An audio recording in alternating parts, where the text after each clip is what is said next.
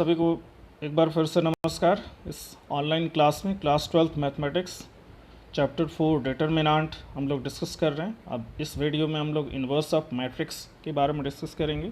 पिछले वीडियोज़ में हमने एडजॉइंट के बारे में डिस्कशन किया था। एडजॉइंट क्या होता है, जो कि इन्वर्स के लिए एडजॉइंट ज़रूरी होता है। तो पहले एडजॉइंट जानना ज़रूरी था और उसके बाद हम इन्वर्स को डिफ़ाइन करेंगे। और ये इन्वर्स ऑलरेडी डिफ़ाइन किया जा चुका है, फाइंड किया जा चुका है मैट्रिसेस में एलिमेंट्री ट्रांसफॉर्मेशन के थ्रू, बट यहाँ थोड़ा सा डिफरेंट है। थ्योरम 4 है, थ्योरम 3 तक हम लोगों ने पिछले वीडियो में डिस्कस किया था। Square matrix A is invertible if and only if A is non singular matrix. Square matrix A invertible तभी होता है जब ए जो है नॉन सिंगुलर मैट्रिक्स। और नॉन सिंगुलर मैट्रिक्स क्या होता है, पिछले वीडियो में हमने डिफाइन किया था। उसमें जिसका डिटरमिनेंट 0 नहीं होता है उसको हम नॉन सिंगुलर मैट्रिक्स कहते हैं। अब let A be invertible matrix of the order n and I be the identity matrix of order n, then there exists a square matrix B of the order n such that AB is equal to BA is equal to identity। अब यही वही definition है जो हमने matrix के chapter में लिया था, जो एलिमेंट्री ट्रांसफॉर्मेशन में यूज़ किया गया था। मतलब B अगर A कोई स्क्वायर मैट्रिक्स है तो दूसरा मैट्रिक्स B एग्जिस्ट करता है, वो भी स्क्वायर मैट्रिक्स सेम ऑर्डर का होता है, जहाँ पे AB is equal to BA is equal to identity matrix होता है। अब A B is equal to I है तो हम दोनों साइड का डिटरमिनेंट ले लें, तो determinant of A B is equal to determinant of I. अब determinant of A B will be equal to determinant of A into determinant of B, and that is equal to 1 because determinant of I is 1। और determinant of A B is determinant of A into determinant of B, ये होता है।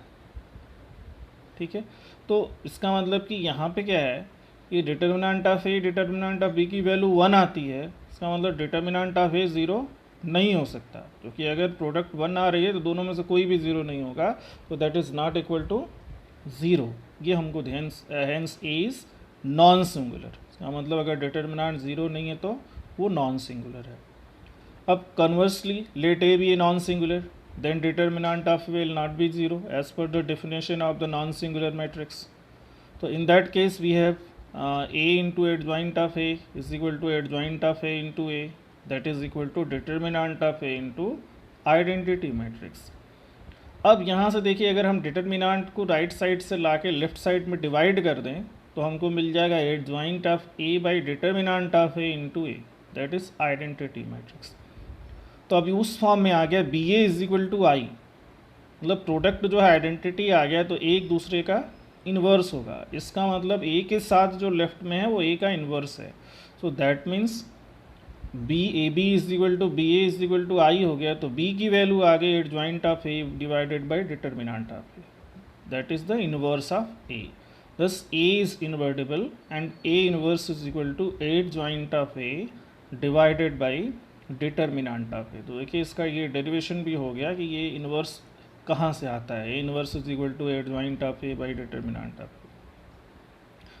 अब ये example 24 है। If A is equal to 1 3 3 1 4 3 1 3 3 then verify that A into adjoint of A is determinant of A into I.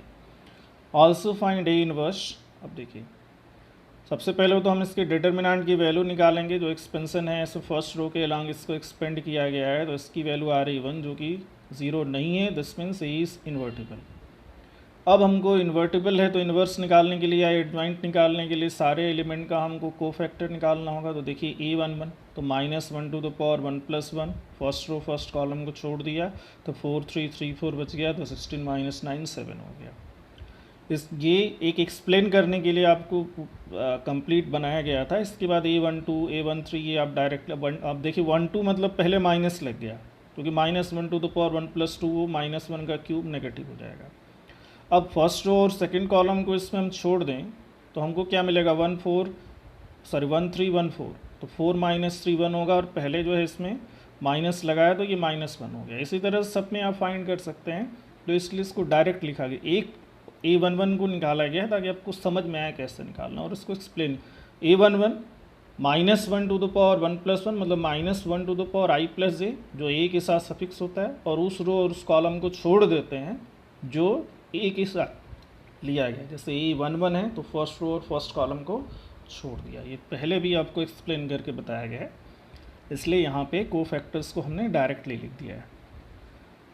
अब सारे cofactor हमने निकाल लिए, 9 है, फर्स्ट रो के 3, सेकंड रो के 3 और थर्ड रो के 3। अब इनसे हम एडजॉइंट निकालेंगे, और एडजॉइंट क्या होगा, जो कोफैक्टर से मैट्रिक्स बनेगा उसका ट्रांसपोज। तो देखिए A11, A12, A13, A21, A22, A23 ये कैपिटल के फॉर्म में है, ये इसका ट्रांसपोज जो होगा वो इसका एडजॉइंट हो जाएगा।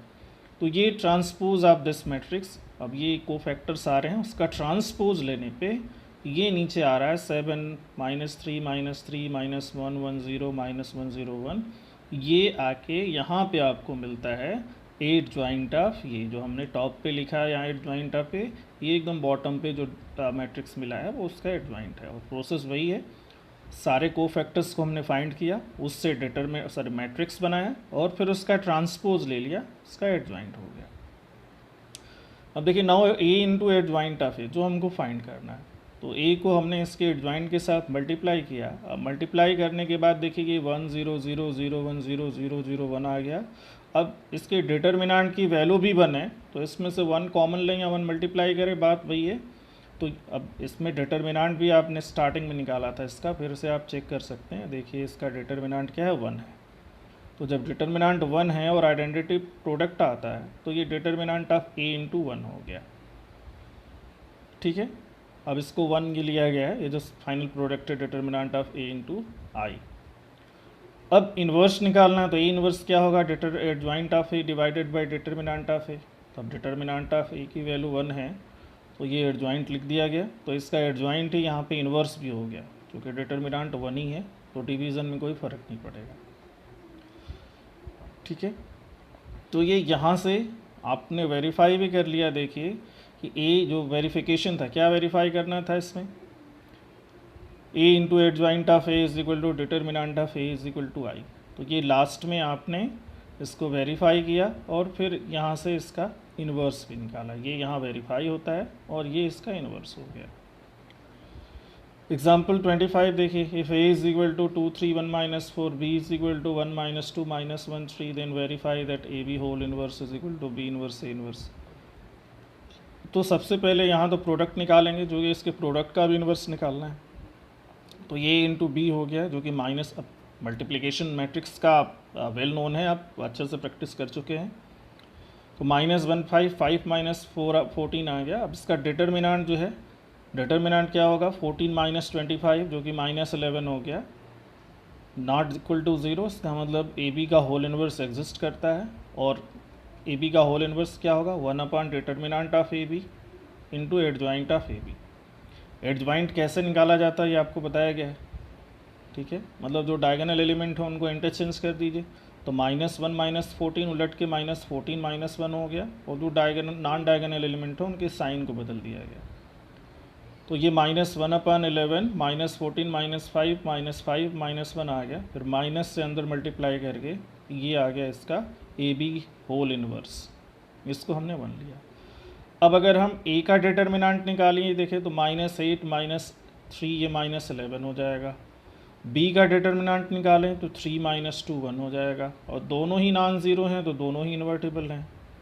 अब हमको इन दोनों का इन्वर्स अलग अलग निकालना होगा। तो देखिए ए इन्वर्स हो गया adjoint of A divided by determinant of A, और ए का एडजॉइंट कैसे निकालेंगे आप, यहाँ पे ए है तो इसके डायगोनल एलिमेंट वो आप इंटरचेंज कर देंगे, तो -4 2 डायगोनल एलिमेंट हो जाएंगे, और नॉन डायगोनल एलिमेंट के साइन को चेंज कर देंगे। इसीलिए इसी तरह से बी इन्वर्स भी आप निकालेंगे। देखिए ये डायरेक्ट निकाला गया है, क्योंकि 2 क्रॉस 2 का है तो ये आसान भी होता है, क्योंकि आपको डायगोनल एलिमेंट को सिर्फ इंटरचेंज करना है और नॉन डायगोनल एलिमेंट के साइन को बदलना है।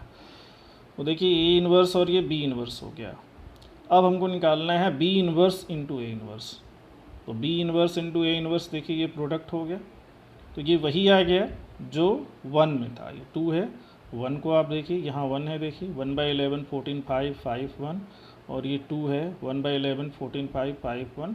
इसका मतलब क्या हो गया कि A B whole inverse is equal to B inverse A inverse, ये वेरीफाई होता है। एग्जाम्पल 26 है, show that the matrix A is equal to 2 3 1 2 satisfy the equation A square -4a + i is equal to 0 where I is a 2 cross 2 identity matrix and 0 is a 2 cross 2 0 matrix. Using this equation find A inverse. अब देखिए इस तरह के questions इसको हम matrix equation कहते हैं, और बहुत सारे स्टूडेंट गलत करते हैं। इसमें गलती क्या होती है उनसे कि एक्सप्रेशन को तो वो वेरीफाई कर देते हैं, लेकिन फिर अलग से वो इन्वर्स निकालने लगते हैं, पूरा एडजॉइंट निकाल के, डिटर्मिनेंट निकाल के। लेकिन यहाँ क्या है, ये using this equation you have to find the inverse. तो ये हमेशा ध्यान रखिए कि इसी इक्वेशन को ही यूज़ करके इन्वर्स निकालना है, ना कि आपको एडजॉइंट और उससे। तो ये बहुत बड़ी गलती करते हैं, और ज़्यादातर स्टूडेंट इसको समझते नहीं हैं और पूरा लंबा प्रोसेस करते हैं, उनका समय भी लगता है और कोई इसकी मीनिंग नहीं होती है। तो आप ध्यान से देखें, सबसे पहले तो हमको ए स्क्वायर चाहिए जो कि ए इंटू ए है। ये प्रोडक्ट फाइंड किया गया ए स्क्वायर। अब जब ए स्क्वायर निकल गया तो हम इसकी एक्सप्रेशन मीन सबकी वैल्यू निकालेंगे, रखेंगे। तो ए स्क्वायर माइनस 4a प्लस आई, ये लेफ्ट हैंड साइड है, इसमें देखिए सबकी वैल्यू रखी गई इसमें।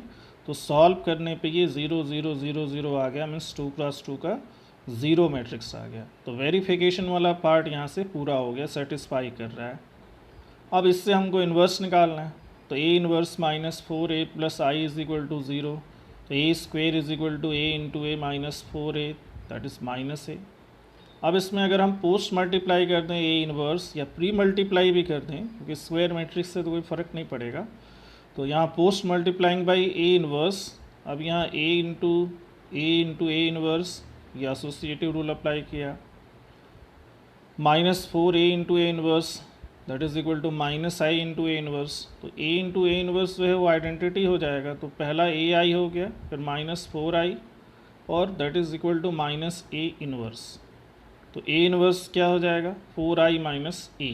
अब ये रख दिया गया, तो इसका यहाँ पे इन्वर्स आ गया ए इन्वर्स। तो देखिए ये इन्वर्स उसी इक्वेशन से निकाला गया है, ठीक है, ये अलग से नहीं निकाला गया एडजॉइंट और इसके डिटर्मिनेंट की वैल्यू निकाल के। तो ये आपको ध्यान रखना है। अब देखिए ये क्वेश्चंस आ गए इसमें, ठीक है। एक्सरसाइज जो है 4.5, जिसमें इन्वर्स और एडजॉइंट फाइंड करना है। पिछले वीडियो में हमने एडजॉइंट तक के क्वेश्चन 1 to 4 दिए थे, यहाँ पे 5 से लेके सारे क्वेश्चंस हैं। तो आपको यहाँ क्या करना है, find the inverse of each of the matrices if it exist given in exercise 5 to 11। 5 to 11 में सब में आपको इन्वर्स निकालना है। 12th में आपको वेरीफाई करना, वही 2 क्रॉस 2 में A B whole inverse is equal to B inverse A inverse. फिर मैट्रिक्स इक्वेशन है, उससे ए इन्वर्स निकालना है। इस तरह से कि क्वेश्चंस दिए गए हैं, आप इनको ट्राई कीजिए, बनाइए।